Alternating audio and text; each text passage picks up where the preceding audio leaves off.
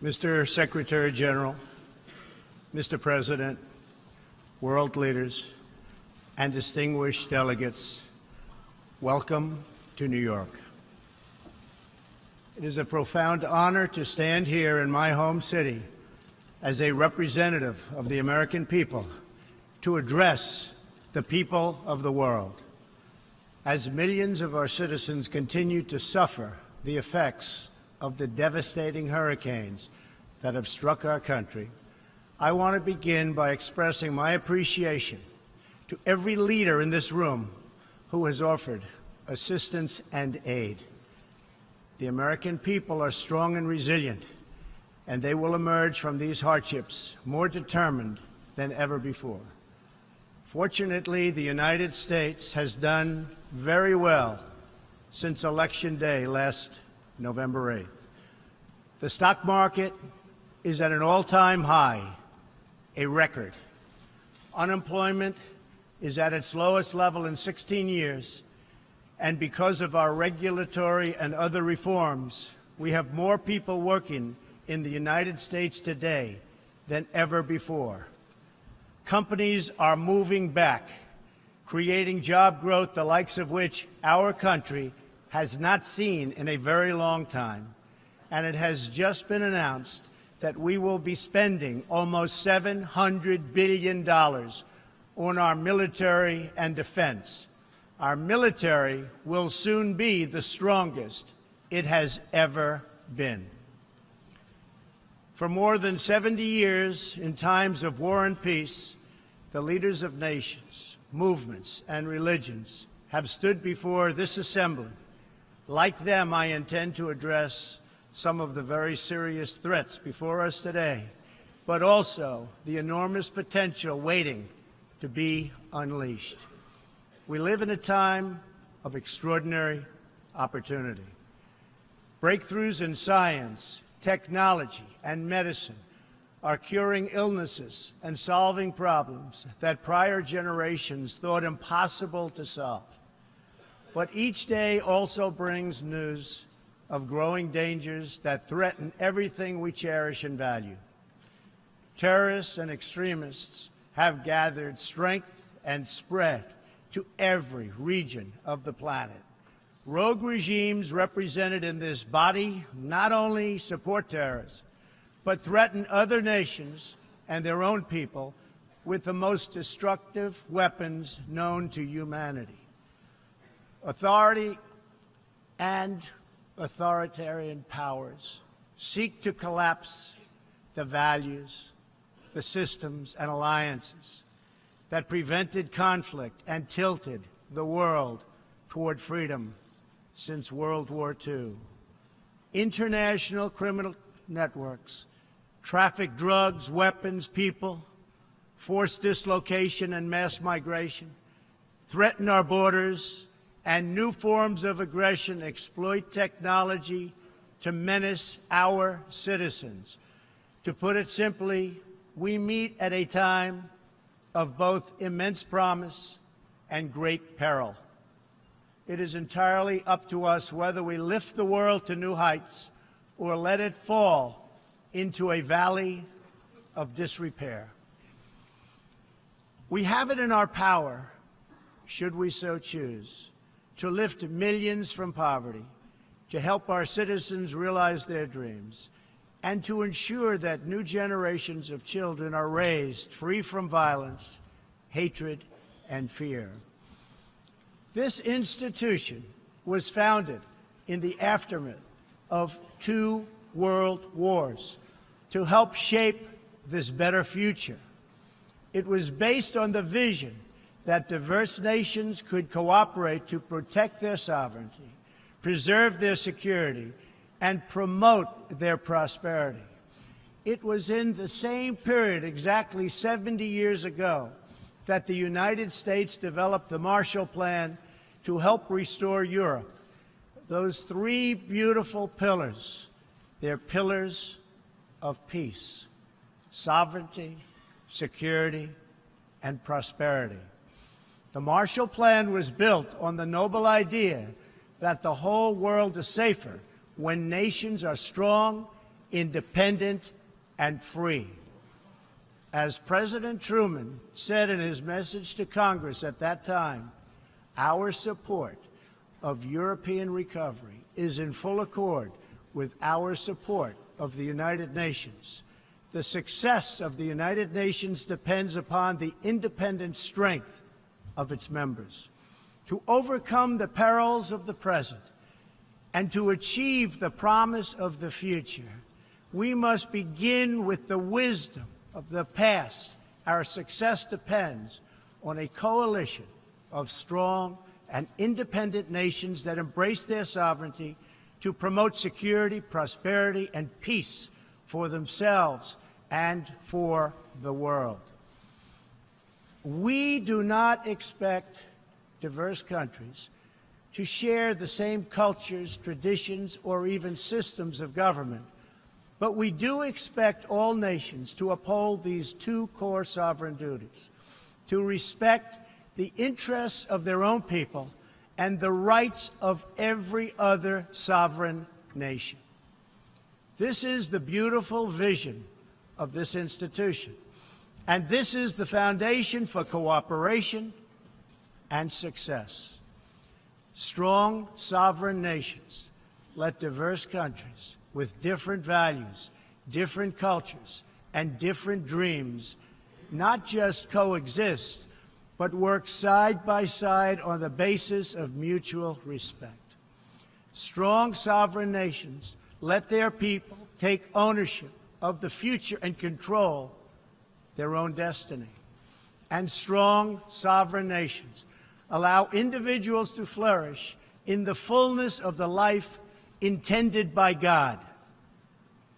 In America, we do not seek to impose our way of life on anyone, but rather to let it shine as an example for everyone to watch.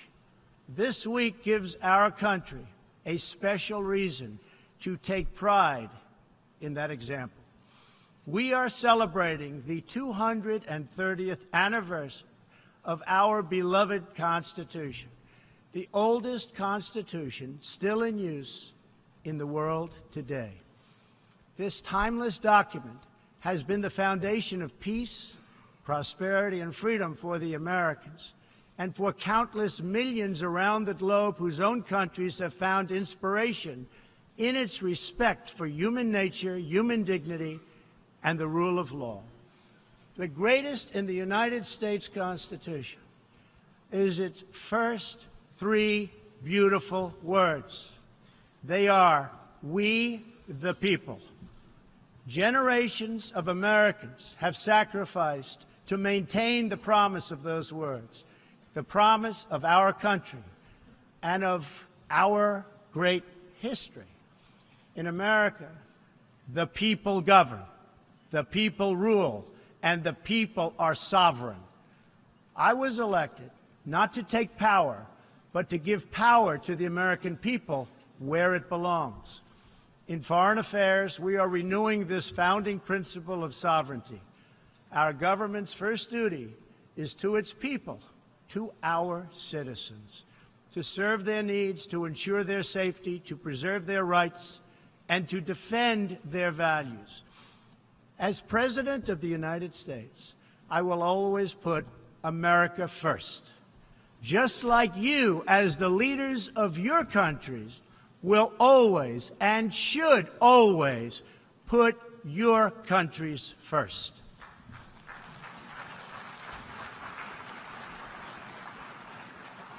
All responsible leaders have an obligation to serve their own citizens, and the nation-state remains the best vehicle for elevating the human condition. But making a better life for our people also requires us to work together in close harmony and unity to create a more safe and peaceful future for all people. The United States will forever be a great friend to the world, and especially to its allies. But we can no longer be taken advantage of or enter into a one-sided deal where the United States gets nothing in return. As long as I hold this office, I will defend America's interests above all else, but in fulfilling our obligations to our own nations, we also realize that it's in everyone's interest to seek a future where all nations can be sovereign, prosperous, and secure. America does more than speak for the values expressed in the United Nations Charter. Our citizens have paid the ultimate price to defend our freedom and the freedom of many nations represented in this great hall. America's devotion is measured on the battlefields where our young men and women have fought and sacrificed alongside of our allies. From the beaches of Europe to the deserts of the Middle East to the jungles of Asia. It is an eternal credit to the American character that even after we and our allies emerged victorious from the bloodiest war in history, we did not seek territorial expansion or attempt to oppose and impose our way of life on others. Instead, we helped build institutions such as this one to defend the sovereignty, security, and prosperity for all. For the diverse nations of the world, this is our hope. We want harmony and friendship, not conflict and strife. We are guided by outcomes, not ideology. We have a policy of principled realism rooted in shared goals, interests, and values. That realism forces us to confront a question facing every leader and nation in this room. It is a question we cannot escape or avoid. We will slide down the path of complacency, numb to the challenges, threats, and even wars that we face.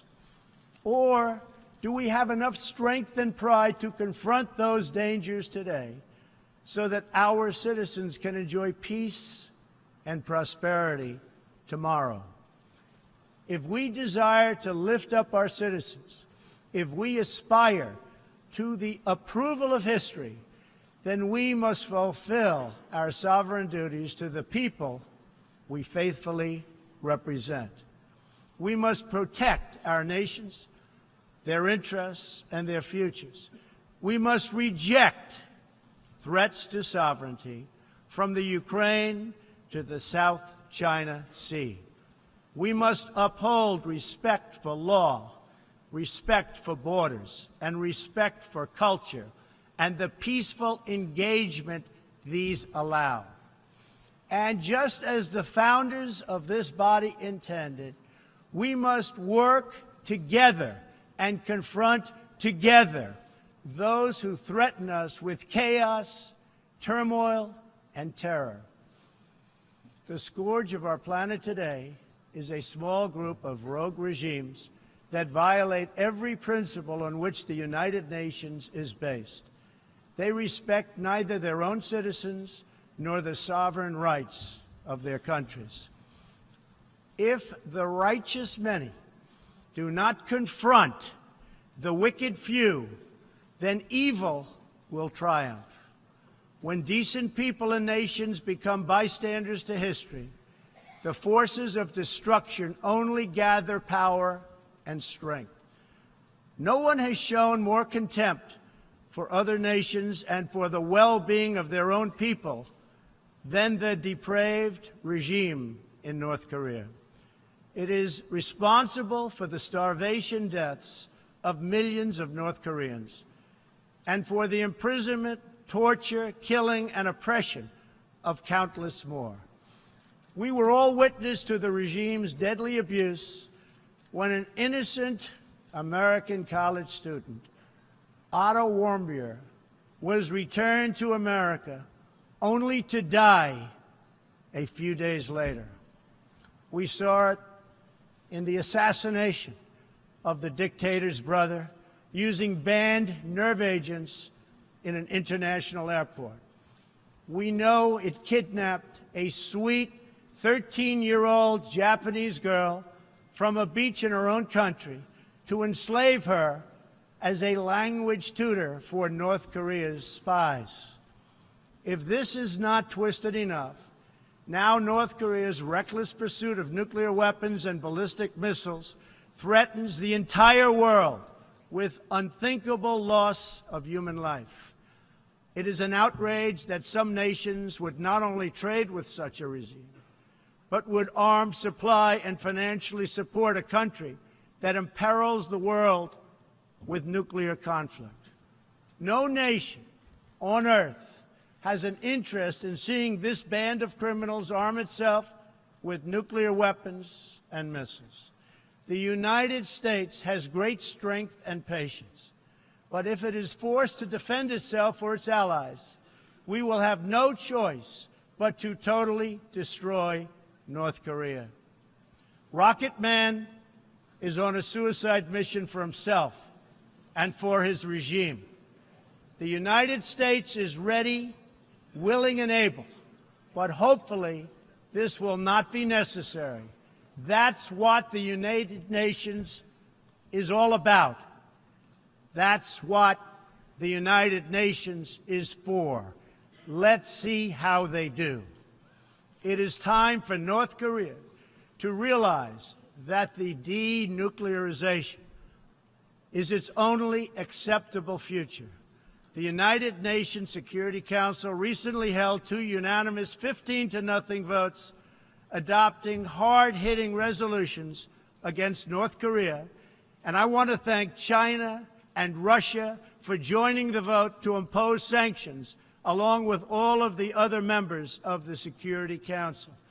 Thank you to all involved. But we must do much more. It is time for all nations to work together to isolate the Kim regime until it ceases its hostile behavior.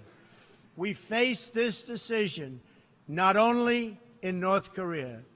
It is far past time for the nations of the world to confront another reckless regime, one that speaks openly of mass murder, vowing death to America, destruction to Israel, and ruin for many leaders and nations in this room. The Iranian government masks a corrupt dictatorship behind the false guise of a democracy. It has turned a wealthy country with a rich history and culture into an economically depleted rogue state whose chief exports are violence, bloodshed, and chaos. The longest suffering victims of Iran's leaders are, in fact, its own people. Rather than use its resources to improve Iranian lives, its oil profits go to fund Hezbollah and other terrorists that kill innocent Muslims and attack their peaceful Arab and Israeli neighbors. This wealth, which rightly belongs to Iran's people, also goes to shore up Bashar al-Assad's dictatorship, fuel Yemen's civil war, and undermine peace throughout the entire Middle East. We cannot let a murderous regime continue these destabilizing activities while building dangerous missiles, and we cannot abide by an agreement if it provides cover for the eventual construction of a nuclear program.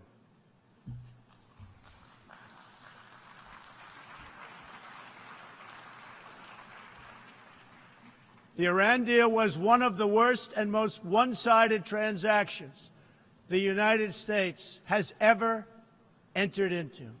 Frankly, that deal is an embarrassment to the United States, and I don't think you've heard the last of it, believe me. It is time for the entire world to join us in demanding that Iran's government end its pursuit of death and destruction. It is time for the regime to free all Americans and citizens of other nations that they have unjustly detained. And above all, Iran's government must stop supporting terrorists, begin serving its own people, and respect the sovereign rights of its neighbors. The entire world understands that the good people of Iran want change. And other than the vast military power of the United States, that Iran's people are what their leaders fear the most. This is what causes the regime to restrict internet access, tear down satellite dishes, shoot unarmed student protesters, and imprison political reformers. Oppressive regimes cannot endure forever, and the day will come when the people will face a choice. Will they continue down the path of poverty, bloodshed, and terror, or will the Iranian people return to the nation's proud roots as a center of civilization, culture, and wealth, where their people can be happy and prosperous once again? The Iranian regime's support for terror is in stark contrast to the recent commitments of many of its neighbors to fight terrorism and halt its financing. In Saudi Arabia early last year, I was greatly honored to address the leaders of more than 50 Arab and Muslim nations. We agreed that all responsible nations must work together to confront terrorists and the Islamic extremism that inspires them. We will stop radical Islamic terrorism because we cannot allow it to tear up our nation and indeed to tear up the entire world. We must deny the terrorists safe haven, transit, funding, and any form of support for their vile and sinister ideology. We must drive them out of our nations.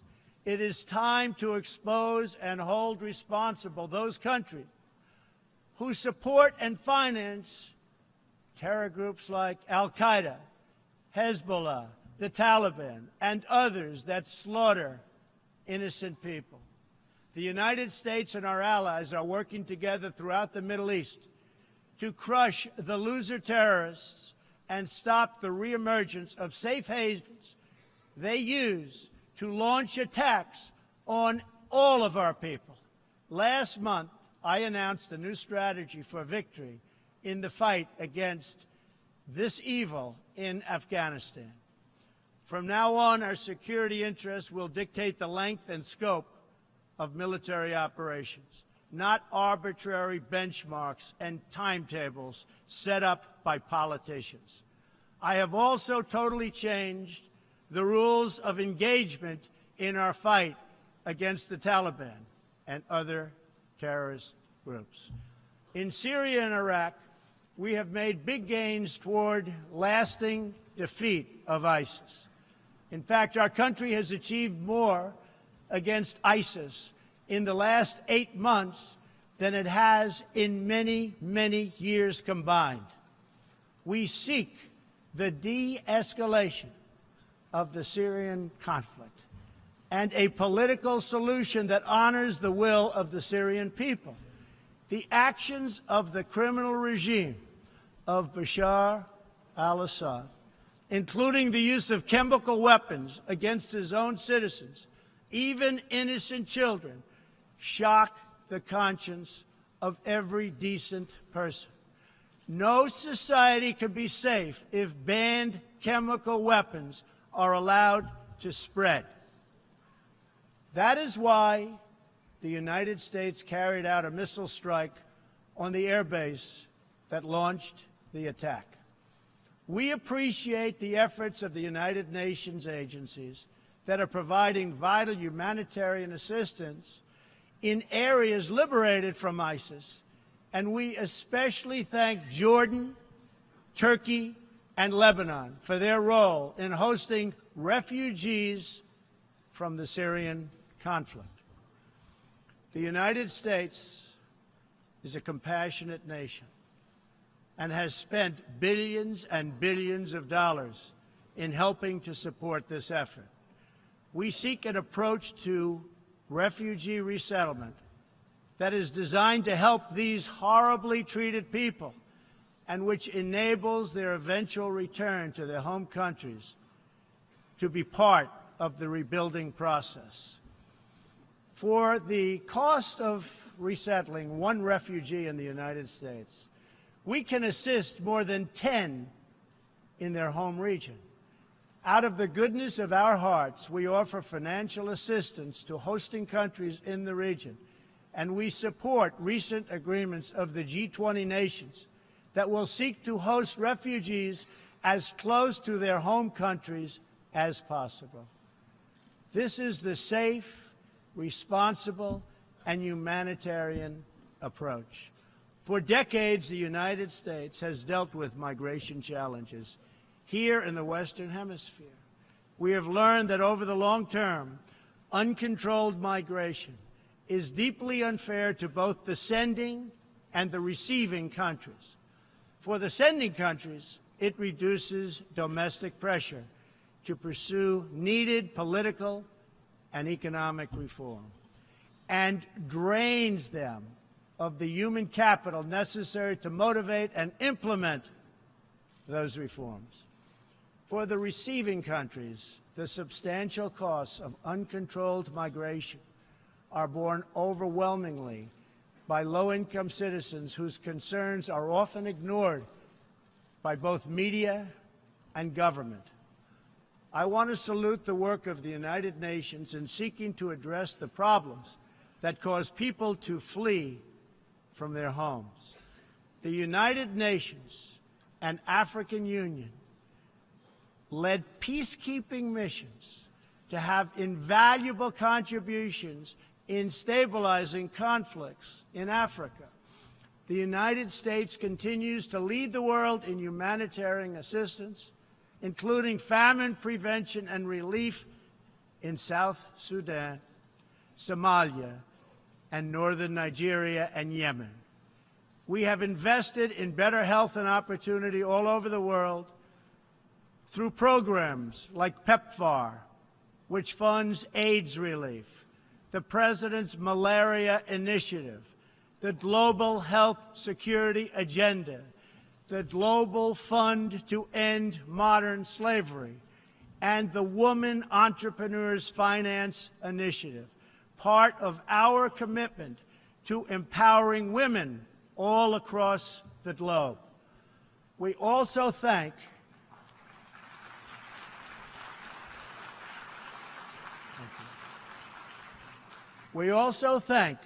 the Secretary General for recognizing that the United Nations must reform if it is to be an effective partner in confronting threats to sovereignty, security, and prosperity. Too often, the focus of this organization has not been on results, but on bureaucracy and process.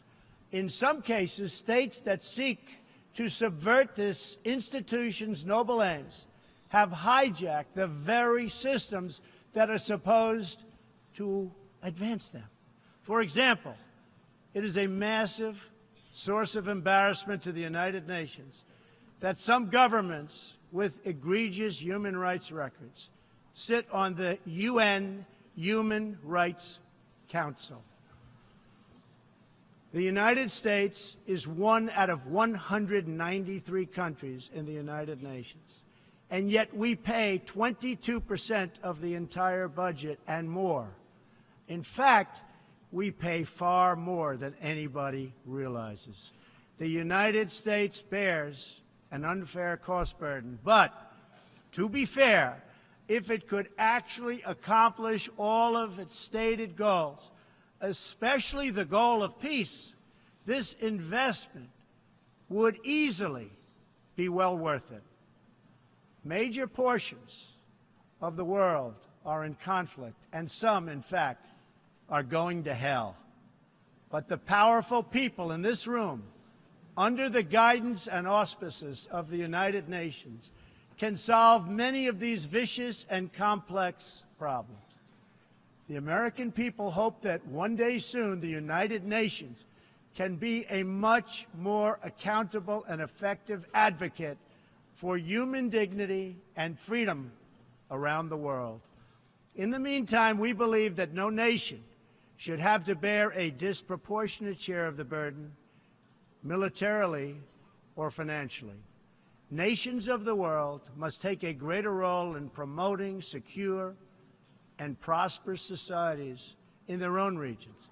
That is why in the Western Hemisphere, the United States has stood against the corrupt, destabilizing regime in Cuba and embraced the enduring dream of the Cuban people to live in freedom. My administration recently announced that we will not lift sanctions on the Cuban government until it makes fundamental reforms. We have also imposed tough, calibrated sanctions on the socialist Maduro regime in Venezuela, which has brought a once thriving nation to the brink of total collapse. The socialist dictatorship of Nicolas Maduro has inflicted terrible pain and suffering on the good people of that country.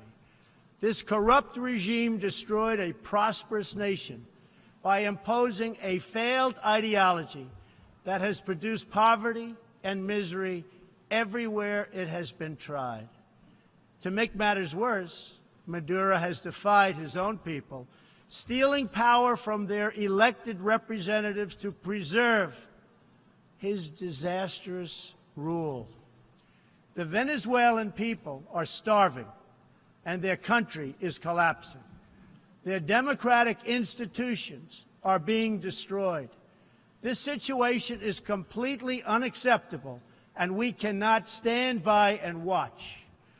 As a responsible neighbor and friend, we and all others have a goal. That goal is to help them regain their freedom, recover their country, and restore their democracy. I would like to thank leaders in this room for condemning the regime and providing vital support to the Venezuelan people. The United States has taken important steps to hold the regime accountable. We are prepared to take further action if the government of Venezuela persists on its path to impose authoritarian rule on the Venezuelan people. We are fortunate to have incredibly strong and healthy trade relationships with many of the Latin American countries gathered here today. Our economic bond forms a critical foundation for advancing peace and prosperity for all of our people and all of our neighbors. I ask every country represented here today to be prepared to do more to address this very real crisis. We call for the full restoration of democracy and political freedoms in Venezuela.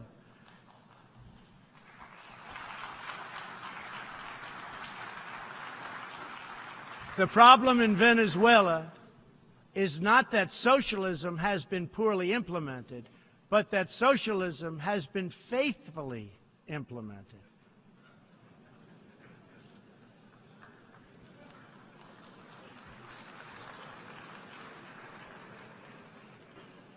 From the Soviet Union to Cuba to Venezuela, wherever true socialism or communism has been adopted, it has delivered anguish and devastation and failure. Those who preach the tenets of these discredited ideologies only contribute to the continued suffering of the people who live under these cruel systems. America stands with every person living under a brutal regime. Our respect for sovereignty is also a call for action. All people deserve a government that cares for their safety, their interests, and their well-being, including their prosperity. In America, we seek stronger ties of business and trade with all nations of goodwill. But this trade must be fair and it must be reciprocal. For too long, the American people were told that mammoth multinational trade deals, unaccountable international tribunals, and powerful global bureaucracies were the best way to promote their success. But as those promises flowed, millions of jobs vanished and thousands of factories disappeared. Others gamed the system and broke the rules. And our great middle class, once the bedrock of American prosperity, was forgotten and left behind. But they are forgotten no more, and they will never be forgotten again. While America will pursue cooperation and commerce with other nations, we are renewing our commitment to the first duty of every government, the duty of our citizens. This bond is the source of America's strength and that of every responsible nation represented here today.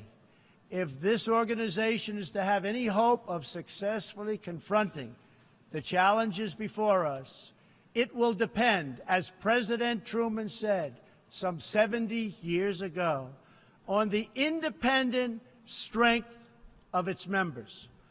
If we are to embrace the opportunities of the future and overcome the present dangers together, there can be no substitute for strong, sovereign, and independent nations.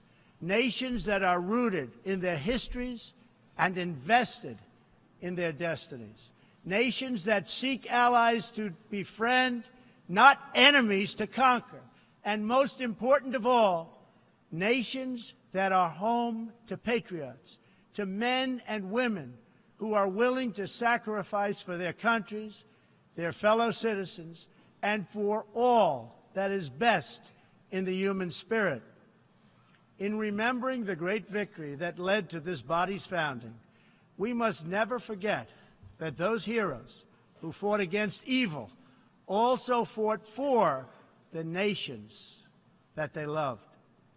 Patriotism led the Poles to die to save Poland, the French to fight for a free France, and the Brits to stand strong for Britain. Today, if we do not invest ourselves, our hearts, and our minds in our nations, if we will not build strong families, safe communities, and healthy societies for ourselves, no one can do it for us. We cannot wait for someone else, for faraway countries or far-off bureaucracies. We can't do it. We must solve our problems to build our prosperity, to secure our future, or we will build vulnerable to decay, domination, and defeat. The true question for the United Nations today, for people all over the world who hope for better lives for themselves and their children, is a basic one. Are we still patriots? Do we love our nations enough to protect their sovereignty and to take ownership of their futures? Do we revere them enough to defend their interests, preserve their cultures, and ensure a peaceful world for their citizens?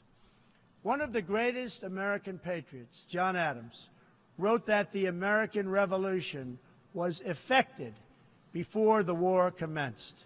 The revolution was in the minds and hearts of the people. That was the moment when America awoke, when we looked around and understood that we were a nation. We realized who we were, what we valued, and what we would give our lives to defend. From its very first moments, the American story is the story of what is possible when people take ownership of their future. The United States of America has been among the greatest forces for good in the history of the world, and the greatest defenders of sovereignty, security, and prosperity for all. Now we are calling for a great reawakening of nations, for the revival of their spirits, their pride, their people, and their patriotism. History is asking us whether we are up to the task. Our answer will be a renewal of will, a rediscovery of resolve, and a rebirth of devotion we need to defeat the enemies of humanity and unlock the potential of life itself. Our hope is a word and world of proud, independent nations that embrace their duties, seek friendship, respect others, and make common cause in the greatest shared interest of all, a future of dignity and peace for the people of this wonderful earth. This is the true vision of the United Nations, the ancient wish of every people, and the deepest yearning that lives inside every sacred soul. So let this be our mission, and let this be our message to the world. We will fight together, sacrifice together, and stand together for peace, for freedom, for justice, for family, for humanity, and for the Almighty God who made us all. Thank you. God bless you. God bless the nations of the world, and God bless the United States of America. Thank you very much.